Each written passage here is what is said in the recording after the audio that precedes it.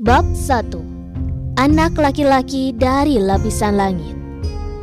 Saat ini, aku berjalan di hamparan es yang bening seperti kaca. Warna biru dari langit memantul di atas es yang sedang aku pijak.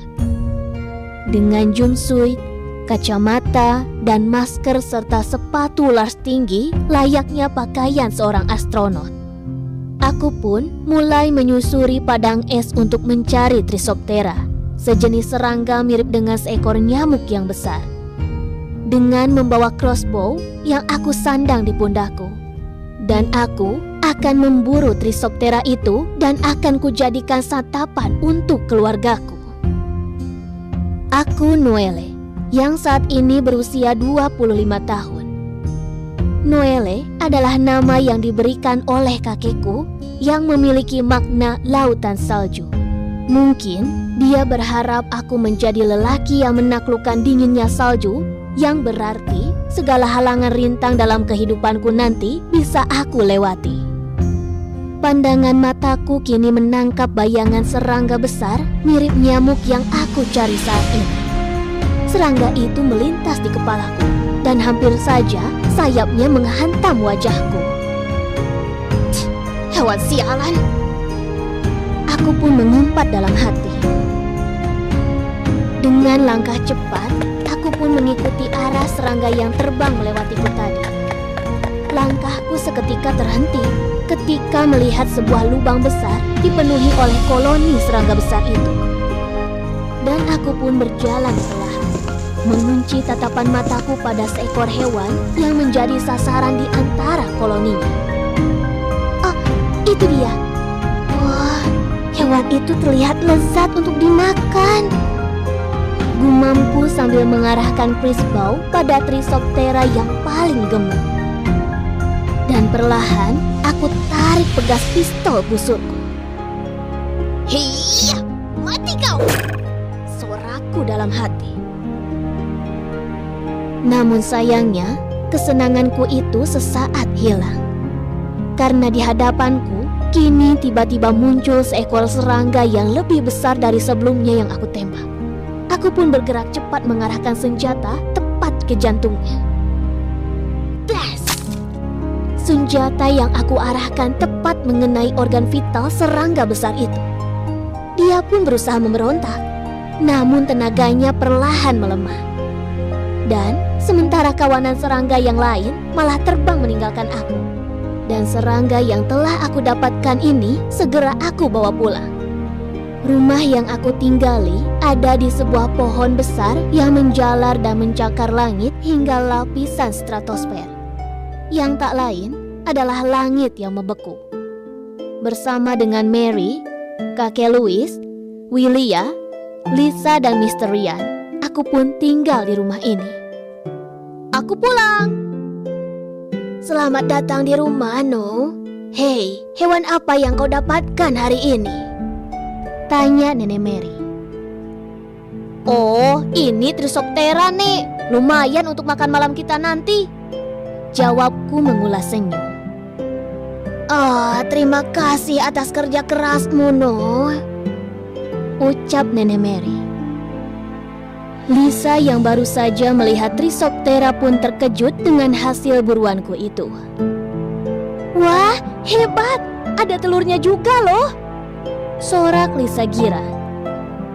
Kita beruntung, ini adalah tangkapan yang besar, ujar kakek Louis. Kamu hebat, Nu. Trisoptera ini adalah hewan yang hidup berkelompok. Biasanya, kalau salah satu dari kelompoknya diserang, maka anggota kelompok yang lain akan menyerang balik secara bersamaan. Tidak sedikit pemburu yang tewas saat memburunya. Kamu termasuk pemburu yang hebat karena bisa menumbangkan serangga yang besar ini. Puji kakek Louis lagi. Wah, hewan ini terlihat lezat. Siapa yang menangkap serangga ini? Tanya Willia yang baru saja datang. No, yang menangkapnya, jawab Nenek Mary. Wah, mengagumkan, ucap Willia bertepuk tangan. Noel, gantilah pakaianmu, biar kami yang akan memotong dan memasaknya. Nanti kita makan bersama ya, ucap Nenek Mary. Baiklah, aku ke kamarku dulu ya.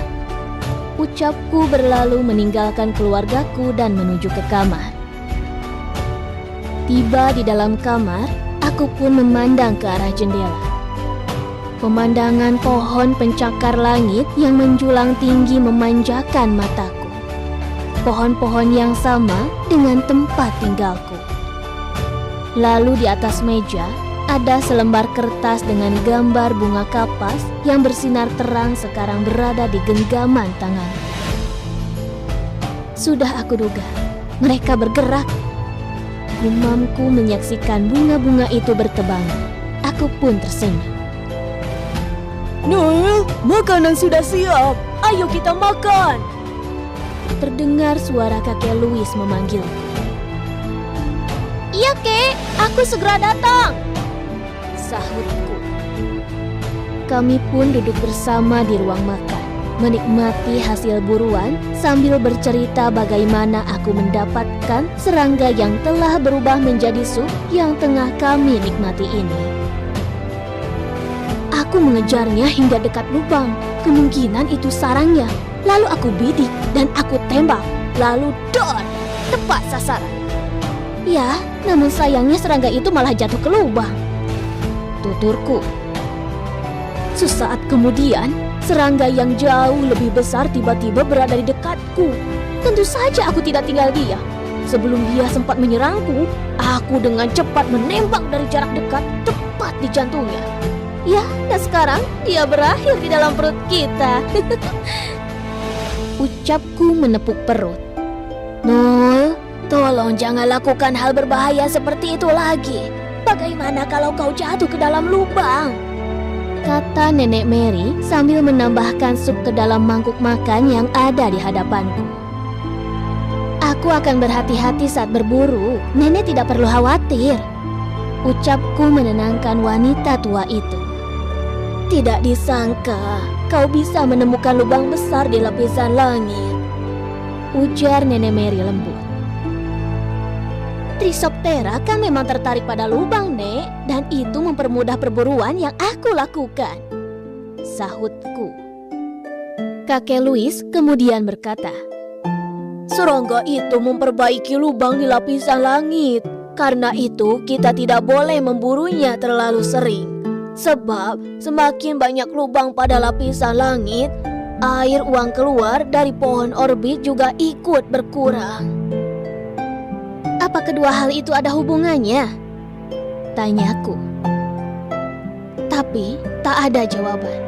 Sejenak aku pun merenung. Lubang itu sepertinya lebih besar dari sebelumnya. Sementara jumlah serangga yang berkumpul di sana hanya sedikit.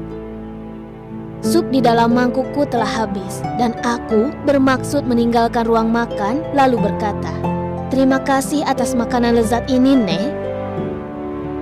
Tunggu, No. Tahan Nenek Mary. Tolong berikan sup ini pada Mr. Ryan di kamarnya ya, pinta Nenek Mary kepadaku.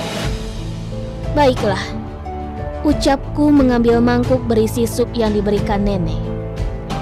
4 orang yang berada di ruang makan masih menyantap hidangannya. Mereka pun berdiskusi tentang keadaan pohon orbit yang menjadi rumah kami dan juga lingkungan sekitarnya. Aku punya firasat buruk atas anak itu, ucap Willia. Lain kali aku akan menemaninya berburu, kata kakek Louis. Bukan tentang itu, tapi yang aku pikirkan adalah tentang masa depan. Sekarang kita sudah kekurangan air, sementara pohon orbit ini sedang sekarat, ujar William. Kita tak punya waktu lagi. Anak itu memang memiliki potensi, tapi jika kita semua mati, maka anak itu akan sendirian, tambah William. Sementara di tempat lain, aku memanggil Mr. Ryan untuk segera makan. Dia pun menyuruhku untuk menaruhnya di atas meja. Mr. Ryan sendiri suka membuat kerajinan tangan yang terbuat dari anyaman rotan yang simpul. Tiba-tiba, Mr. Ryan bertanya kepadaku, Noel, Kau sendiri yang menangkap bahan makanan sup ini? Ah, itu benar, jawabku. Sebenarnya, telur Trypsoptera ini kaya akan kandungan kolagen, ucap Mr. Ian. Apa itu? Kataku penasaran. Nah, aku lupa. Cari tahu saja sendiri, tapi jangan lupa lanjutkan pelajaranmu yang kemarin dan bacalah buku ini. Mr. Ian memberikan aku sebuah buku. Terlihat dari sampulnya berjudul Waspadalah Terhadap Benda Jatuh. Merasa bingung dengan apa yang dimaksud judul buku itu, aku pun membuka halaman pertama yang terdapat tulisan dari leluhur kami. Berpegangan tangan, upacara pengesahan, mengirimkan potongan harga. Hei, apa ini benar? Tanyaku kepadanya. Oh, itu adalah cara yang benar untuk membacanya, diturunkan dari nenek moyang kita, sahut Mr. Ian. Artinya? Tanyaku dengan bingung dengan arti teks tersebut. Ya, entahlah, jawab Mr. Ian terlihat tidak peduli. Terus, kalau hanya membaca tanpa tahu artinya, apa gunanya? Aku rasa ini percuma, ucapku sedikit kesal. Dengarkan aku, Noel. Hal terpenting bukanlah artinya. Tulisan itu akan hidup ketika kau membacanya dengan lantang. Mr. Ian selalu saja membuat aku bingung dengan jawabannya. Aku tidak mengerti apa yang dimaksud dengan perkataannya. Tidak ada penjelasan apapun ketika aku bisa membaca tulisan itu dengan lantang. Dan aku juga tidak diberitahu apa yang akan terjadi setelah aku mampu membaca tulisan dari leluhur ini. Sementara di dalam benakku ada banyak tanda tanya yang memenuhinya. Salah satunya adalah, apa gunanya kata-kata ini? Mr. Ian selalu beranggapan bahwa kata-kata itu adalah tujuan yang sangat penting. Memang ini adalah buku leluhur yang telah diwariskan di pohon orbit ini. Menurutnya, buku ini mengandung kata-kata doa yang mempunyai kekuatan besar yang tak terbayangkan sehingga mereka menyerahkan dirinya kepada sosok yang lebih tinggi dan kekuatannya akan mengalir ke mereka dan sekelilingnya. Mr. Ian pun menceritakan kisah leluhur pohon orbit ini. Dulu saat ada desa lain di lapisan langit, kita bisa menyebut orang-orang ini sebagai pembaca papan. Mereka pergi dari desa ke desa untuk mengumpulkan papan petunjuk dan mempelajari cara membacanya. Ketika pohon-pohon menara mulai mengering, desa lain pun mulai runtuh. Dan kupikir kami adalah satu-satunya rumah sekaligus desa yang tersisa di seluruh dunia. Tapi saat itulah kami menemukan seorang pria yang pingsan di perbatasan desa dan dia ternyata adalah pembaca buku terakhir. Kau sendiri belajar dari dia? Tanya Noel. Ya, aku belajar padanya sejak itu. Dan orang-orang yang mengolok-olokku, bagi mereka membaca itu tak ada gunanya. Tapi ucapannya seketika terhenti. Hai, jika orang itu berasal dari desa lain, bukankah itu berarti ada rumah maupun desa yang selamat? Pembaca buku mengembara sendirian karena desanya telah musnah. Dia bilang ini adalah satu-satunya rumah sekaligus desa yang selamat. Tidak ada orang lain di lapisan langit, kata Mr. Ian dengan pelan menceritakannya. Aku pun bertanya mengenai apa yang sebenarnya terdapat di bawah pohon ini. Tetapi aku pernah melihat langitnya terang, bahwa terbentang suatu lautan salju. Mr. Ian berkata, lautan salju? Ya, jawabku. Aku melihat cahaya bergerak secara perlahan. Mr. Ian berkata, mungkin itu hanya segerombolan serangga. Tapi menurutku ini berbeda. Kalau misalnya itu bukan serangga, lalu apa? Jawabku. Tidak ada yang tahu makhluk apa yang tinggal di lautan salju. Mungkin saja itu berupa hewan maupun manusia. Apa kau ini sudah mencari tahu, Noel? Aku terkejut mendengarnya dengan berkata, jangan khawatir, aku hanya penasaran. Lalu aku pun kembali ke kamar sesudah berdiskusi dan mendengarkan cerita leluhur kami, dan tertidur pulas untuk memecahkan misteri dari buku leluhur tersebut. Lalu pada pagi hari di bawah pohon orbit, terdapat suatu kapas ukuran besar yang menurun dari pohon orbit ke dasar pohon tersebut.